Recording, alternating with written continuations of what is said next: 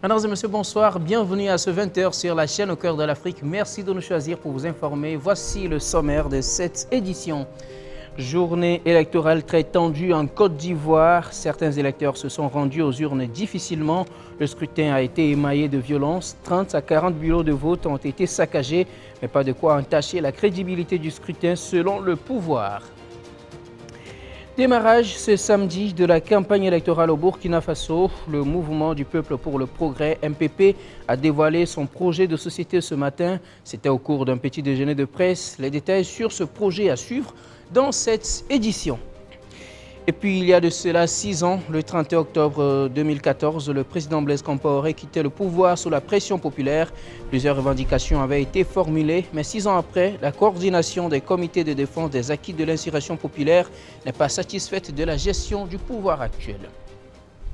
Voilà pour le sommaire de cette édition. Une fois encore, bonsoir et bienvenue au journal sur LCA. Et nous ouvrons donc cette édition avec ce 6e anniversaire de l'insurrection. L'an 6 de l'insurrection populaire des 30 et 31 octobre 2014 a été marqué ce samedi par un meeting populaire animé à Ouagadougou par la coordination des comités de défense des acquis de l'insurrection populaire CDAIP. Un meeting au cours duquel les acteurs de la société civile ont dénoncé la remise en cause de plusieurs acquis de l'insurrection populaire. Et c'est les autorités gouvernementales qui sont pointées du doigt. Et c'est ce que nous rapportent Aimé et Bassirou Sawadogo dans ce reportage. Ils étaient tout au plus 300 militants et sympathisants de CDAIP, du MBDHP, de l'ODJ, du RENLAC et de plusieurs autres organisations à prendre part à ce meeting de l'an 6 de l'insurrection populaire. 6 ans après les événements d'octobre 2014, le peuple burkinabé n'est pas satisfait de la gestion du pouvoir, selon Eli Tarpaga, président de coordination des CDAIP. Depuis 6 ans, nous n'avons toujours pas de justice pour les martyrs de l'insurrection populaire. Il y a des blessés qui sont toujours en train de marcher avec des balles. Et ça, nous estimons que le minimum qu'on pouvait faire pour ces blessés-là, c'était au moins de les prendre en charge et leurs familles. Ça, c'était un minimum. Malheureusement, jusqu'à aujourd'hui, le constat est là. Le peuple burkinabé, en tout cas pour nous, n'est pas satisfait de la gestion du pouvoir actuellement. Vous avez vu la question de l'immobilier et comment le Burkina a été partagé entre les sociétés immobilières.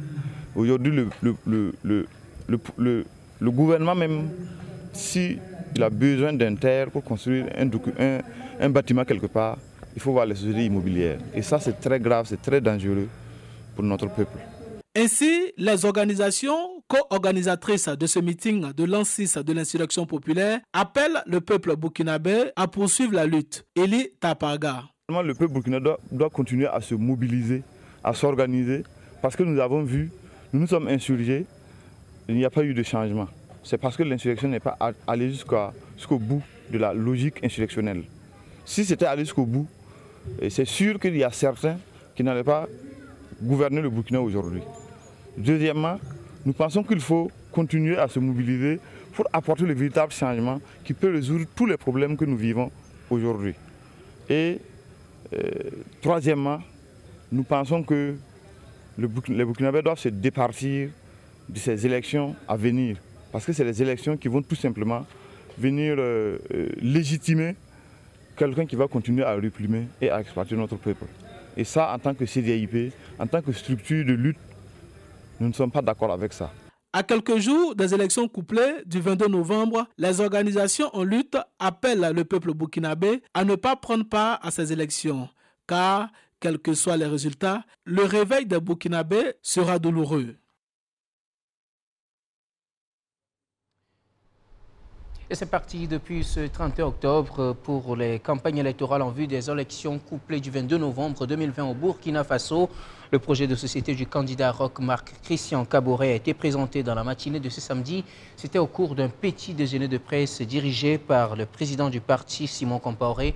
On en sait plus en images avec Paul Mikirouamba et Bassirou Sawadogo.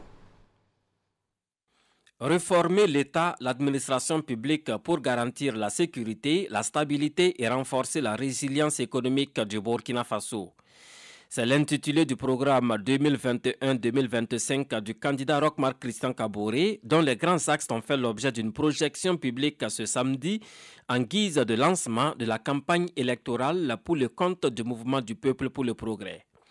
Le MPP, dont le président Simon Compaoré a présidé la rencontre, est à la recherche d'un nouveau bail pour Roch-Marc Christian Kaboré à la tête de l'État du Burkina. Et le document de référence se présente comme un engagement face à l'adversité.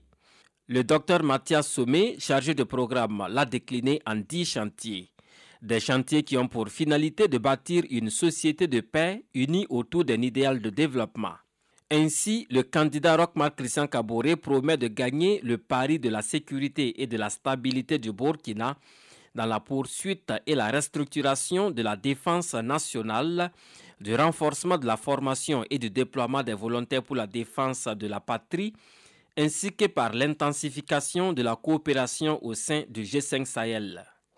Le candidat du MPP s'engage ensuite à renforcer la démocratie, à réconcilier les Burkinabés et à consolider la paix et la cohésion sociale. Le renforcement du processus de décentralisation et l'ouverture des horizons plus larges aux régions constituent le chantier 3 de Roch-Marc Christian Kaboré. Dans le domaine de l'éducation, Roch-Marc Christian Kaboré promet les mêmes chances pour tous les enfants et s'engage à introduire l'apprentissage de l'anglais et de l'informatique dès les 3 dernières années du cycle primaire. La jeunesse n'est pas en reste dans le programme de gouvernance des 5 prochaines années du MPP, car le candidat à sa propre succession promet de gagner le pari de l'emploi des jeunes et des femmes par l'exploitation de nouveaux créneaux qu'offre l'économie burkinabé. Tous ces engagements et bien d'autres sont réalistes et ont fait l'objet d'études préalables d'après Simon Compaoré, très confiant quant à la réélection de son candidat. Parmi ces 10 chantiers-là, lorsqu'on examine ces chantiers, on voit que c'est un approfondissement ou une continuation des efforts qui ont été faits durant le programme 2015-2020. Que ce soit l'éducation, la santé, les infrastructures, c'est un approfondissement.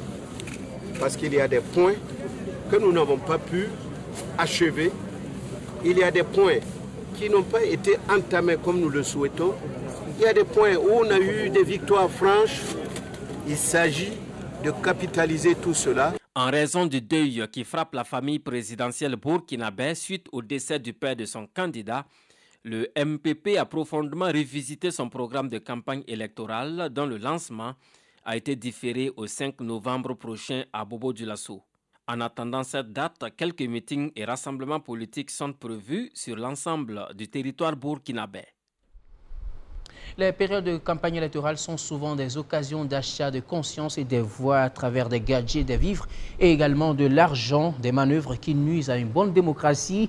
Les populations semblent en prendre conscience. Alors, accepteriez-vous de donner votre voix contre de l'argent? Le sujet a fait l'objet de ce micro-trottoir signé Jerry Devkodo.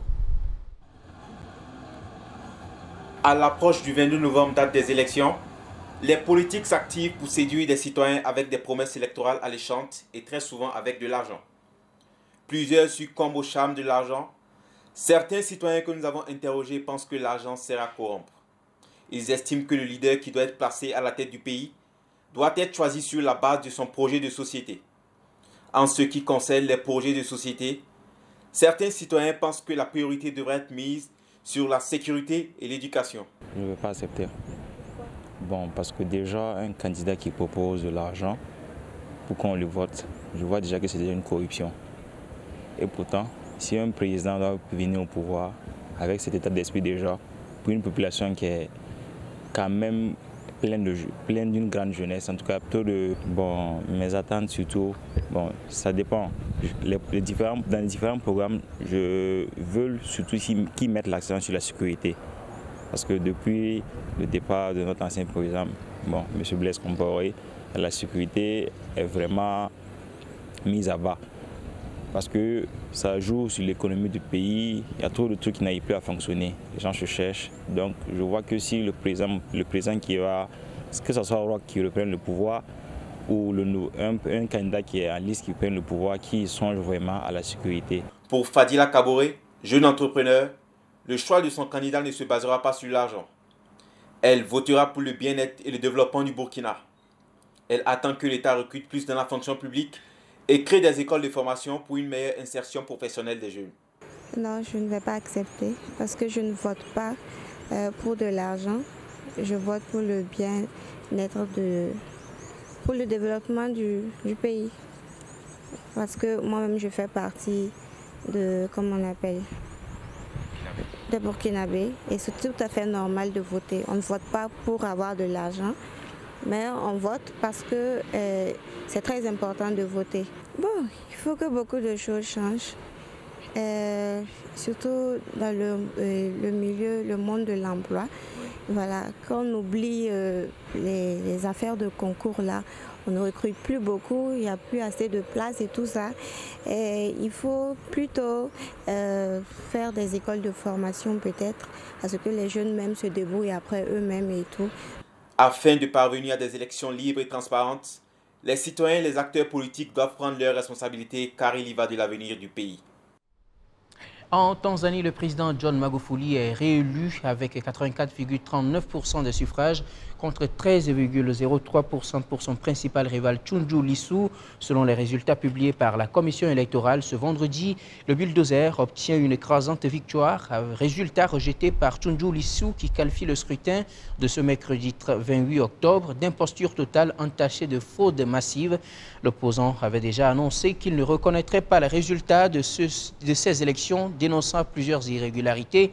Du côté du parti au pouvoir, c'est la joie puisque le parti remporte la quasi-totalité des 264 sièges du Parlement. Depuis 18 heures, les bureaux de vote sont fermés à Abidjan. Après une journée électorale très tendue dans le pays, les leaders de la plateforme de l'opposition, Henri Konan Bédié et Pascal Affi-N'Guessan, ont appelé leurs partisans à empêcher le déroulement du vote par tous les moyens.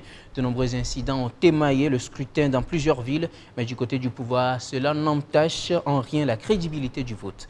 Paul Miki Rwamba. Alassane Ouattara a voté dans la mi-journée au lycée Sainte-Marie de Cocody et il a invité ses concitoyens épris de paix à faire de même. Je suis heureux de l'avoir fait et je vois beaucoup de monde ici même. Les votes se déroulent bien et les Ivoiriens sont sortis nombreux pour voter car je suis certain que nous tenons à respecter la Constitution qui prévoit que l'élection présidentielle doit avoir lieu le 4e samedi du mois d'octobre de la 5e année du mandat du président de la République. Donc je viens d'accomplir mon devoir civique. Je demande à tous mes concitoyens épris de paix et de patriotisme d'aller voter. Kwasi Konan Bertin, candidat indépendant, dissident du PDCI RDA, lui a voté à Lakota, à plus de 230 km d'Abidjan. Les candidats Henri Konan Bédié du PDCI RDA et Pascal Affi-N'Guessan ne se sont pas présentés aux urnes. Ils ont battu campagne pour la désobéissance civile. La plateforme de l'opposition ivoirienne qui a décrété le boycott actif du scrutin dit ne pas se sentir concernée par cette élection. Pour Affi-N'Guessan, il n'y a pas eu d'élection en Côte d'Ivoire. Il n'y a pas d'élection à partir d'aujourd'hui ici. On ne reconnaît plus Ouattara Draman comme président de la Côte d'Ivoire. Les élections se sont tenues dans un contexte de vive tension émaillé par des actions de violence comme le témoignent ces images. Mais du côté du pouvoir, ces débrayages ne sont pas de nature à remettre en cause les résultats du scrutin. À la commission électorale indépendante, le président Kulbert Koulibaly avance le chiffre de 30 à 40 bureaux de vote saccagés. Et toujours parlant des élections ce jour en Côte d'Ivoire, les Ivoiriens de l'extérieur ont également accompli leur devoir civique ce samedi. Au Burkina, le vote a eu lieu dans le calme et a concerné les Ivoiriens vivant au Burkina et en âge de voter. Ils ont participé par ailleurs au vote dans le calme. Notre équipe de reportage est allée constater le déroulement du vote ici à l'ambassade de Côte d'Ivoire au Burkina. Bassirou Sawadogo et Aimé Sawadogo pour le reportage. À l'ambassade de Côte d'Ivoire au Burkina Faso, depuis 8 h du matin, ce samedi 31 octobre, les bureaux de vote sont ouverts. Les citoyens ivoiriens défilent pour accomplir leurs devoirs. Marie-Ange Christelle Blé vit au Burkina Faso depuis 10 ans. Malgré sa grossesse très avancée et son état de santé fragile, elle a tenu à faire le déplacement. Je suis venue voter. Voilà, voter mon candidat. Oui, j'ai fini de voter comme c'est dans la tranquillité, dans la paix. Donc ça roule quoi, c'est bien, ça se passe très bien en tout cas. Ici à l'ambassade, tout est bien organisé, les bureaux de vote, tout le monde est fait plaisir ici. Bon, on a voté comme les civilisés quoi. Voilà. Dans la cour, une vingtaine d'Ivoiriens, composés à majorité de femmes, attendent tranquillement leur tour de vote. L'ambassadeur de Côte d'Ivoire au Burkina Faso, aux côtés de ses concitoyens, salue la mobilisation de ces derniers et appelle à la sérénité. Capelletien Soro. Dire que vous pouvez voir vous-même les dames qui sont là, les hommes, les Ivoiriens qui sont là pour l'élection, les électeurs. Et nous sommes vraiment dans un esprit de fair play démocratique. Ça, c'est de dire aux Ivoiriens, à tous les Ivoiriens résidant au Burkina Faso, à Ouagadougou et à Bobo-Dioulasso de venir voter librement. La sécurité est garantie, la liberté démocratique est garantie. 5 bureaux de vote à Ouaga et 2 bureaux à Bobo-Dioulasso ont été ouverts afin de permettre aux millions d'Ivoiriens vivant au Burkina Faso d'accomplir leur acte citoyen. Testé positif au coronavirus, Hamad Hamad, le président de la Confédération africaine de football CAF, doit passer 5 jours à l'hôpital au Caire en Égypte. Le président de la CAF a été testé positif au coronavirus ce vendredi, 2 jours après son retour du Maroc, où il a assisté dimanche à la finale de la Coupe de la Confédération. Hamad Hamad doit entre autres s'isoler immédiatement pour au moins 14 jours à son hôtel. Selon un communiqué de la CAF, tous ceux qui ont été en contact avec lui au cours des 7 derniers jours ont été informés et invités à prendre les mesures nécessaires. Page cinéma, à présent, Sean Connery, acteur de James Bond, est décédé à l'âge de 90 ans, figure emblématique de la saga 007, qu'il a d'ailleurs révélé.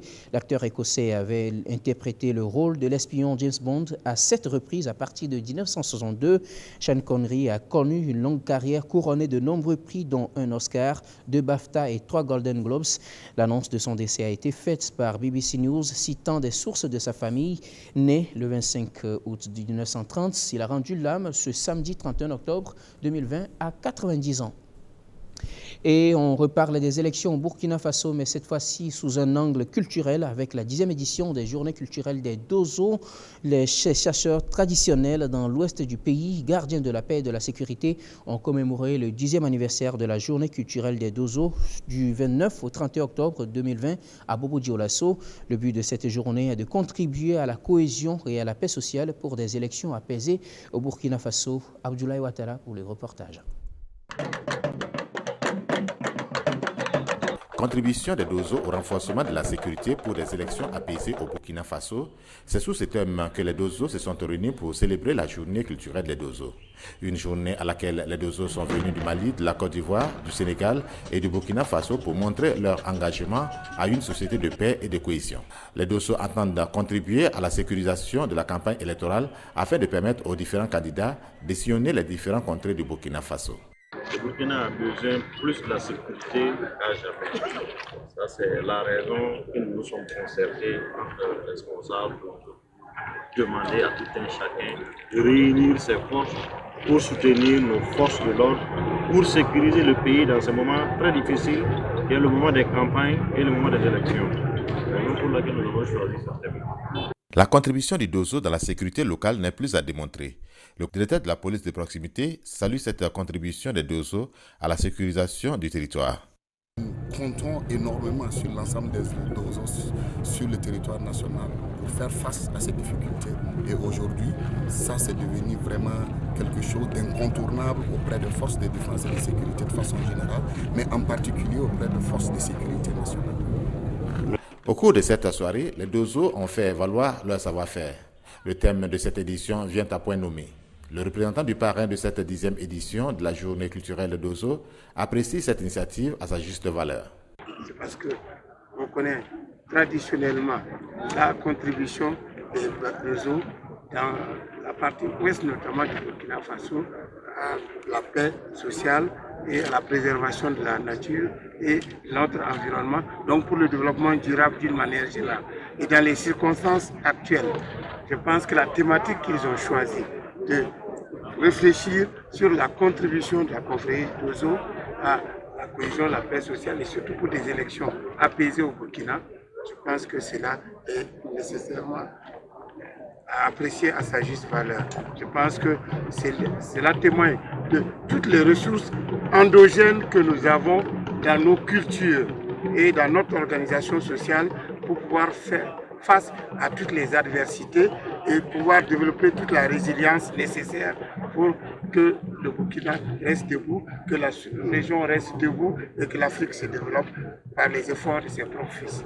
Pour cette 10e édition de la journée culturelle des Dozo, des conférences, des rituels et des échanges devraient permettre aux Dozo de comprendre leur rôle dans la sécurisation des élections du 22 novembre prochain et la collaboration entre Dozo et forces de défense et de sécurité. Et voilà pour l'essentiel de l'actualité au cours de cette journée. Merci de l'avoir suivi sur la chaîne au cœur de l'Afrique. Très bonne suite de nos programmes.